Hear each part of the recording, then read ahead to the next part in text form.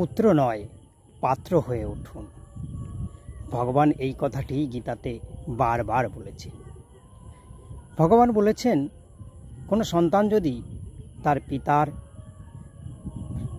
সম্পত্তি, অর্থ, কড়ি এবং সম্মান এগুলো কোনো কষ্ট না করেই পেয়ে যায়, তাহলে সে এগুলোকে সঠিকভাবে ব্যবহার করতে পারে না, অথবা অপকর্মে ব্যবহার করে, অথবা এই সম্পত্তিকে ধ্বংস করে ফেলে।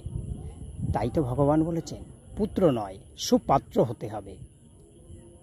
এখন সুপাত্র কথার অর্থ সৎ পাত্র।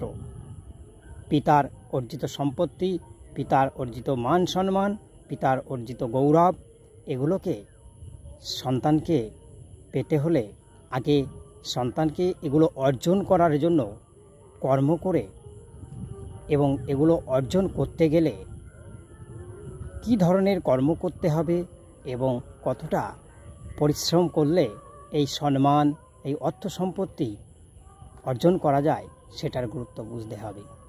কোনো সন্তান যদি কর্মের মাধ্যমে, নিজ কর্মের মাধ্যমে বড় হয়, তাহলেই বাবার সমস্ত কিছুই সে সৎ পাত্র হিসেবে গ্রহণ করে সেগুলোকে বজায় রাখতে পারবে।